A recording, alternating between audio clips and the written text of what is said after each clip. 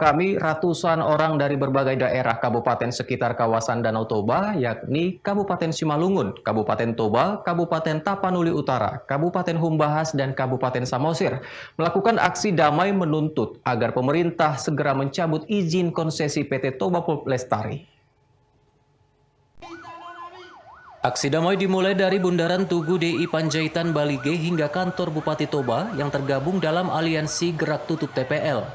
Beginilah situasi demo aksi damai yang tergabung dalam aliansi Gerak Tutup TPL yang diikuti sekitar 500-an orang yang berasal dari berbagai daerah sekitar kawasan Danau Toba, yaitu Simalungun, Toba, Tapanuli Utara, Humbahas, dan Samosir.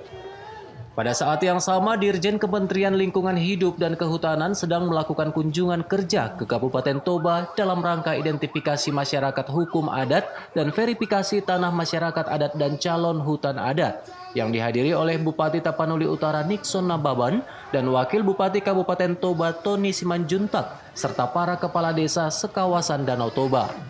Menanggapi aksi demo tersebut, Wakil Bupati Toba mengajak beberapa utusan daerah masing-masing untuk berdialog untuk mendengarkan tuntutan mereka.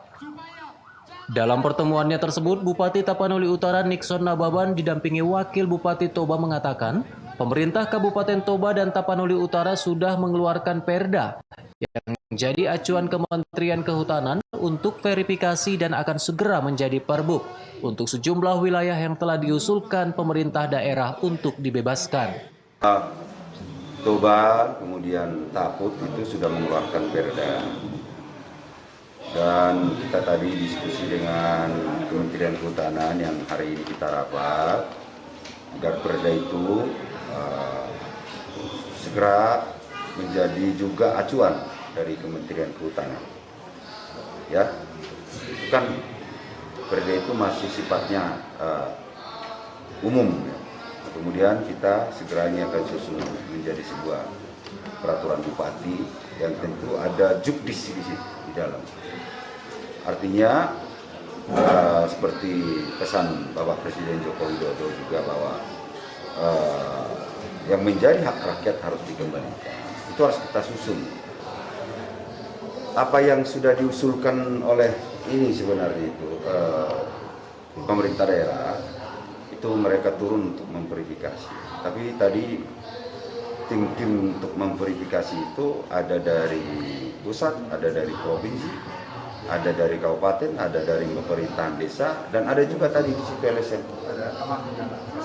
KSPP dan rencananya Pak, apakah Bapak Presiden Jokowi akan turun ke Kabupaten Tapanuli Raya, ke Tapanuli Raya sekawasan Pak untuk pelepasan tersebut Pak? Kita harapkan begitu.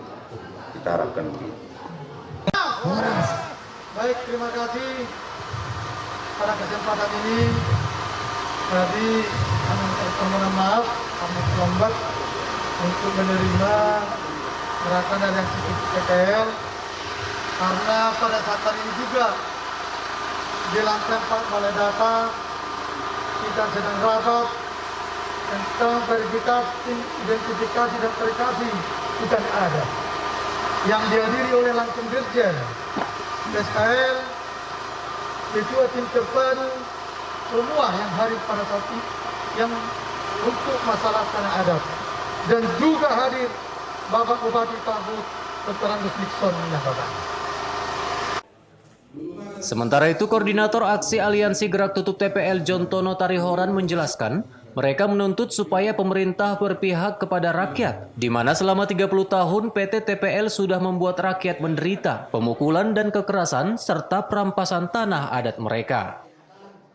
Hari ini kita kembali aksi di kantor Bupati Toba dari Aliansi Gerakan Rakyat Tutup TPL untuk menuntut pemerintah supaya menutup operasional PT TPL dan mencabut izin konsesi PT TPL dari wilayah-wilayah adat yang ada di Tanah Batak. Dan sekaligus juga pada hari ini kita meminta kepada tim terpadu pemerintah yang sudah dibentuk di KLHK terkait dengan identifikasi dan verifikasi wilayah dan hutan adat di Tapanuli Utara, di Kabupaten Toba, di Samosir, dan khususnya di Tanah Batak yang sedang berkonflik dengan TPL. Kita mendesak supaya mereka berpihak terhadap masyarakat adat, supaya menegaskan antara batas wilayah adat dan hutan negara dan juga perusahaan seperti PT TPL. Kita berharap batas jelas dan tegas, itu yang kita mohon. Selama 30 tahun dengan beroperasinya PT TPL, jelas saja PT TPL ini telah memasuki wilayah-wilayah adat kita. Wilayah-wilayah masyarakat adat di Tanah Batak. Ya jelas saja ini perampasan. Akibatnya, sudah ada yang korban, ada yang ditangkap oleh polisi kemudian dipenjarakan, ada yang korban luka sampai kemudian dibawa ke rumah sakit untuk mendapatkan perawatan, dan juga ada yang tersangka. Dan ini terjadi di berbagai kampung. Jamarlin Saragi melaporkan untuk Eva Rina TV.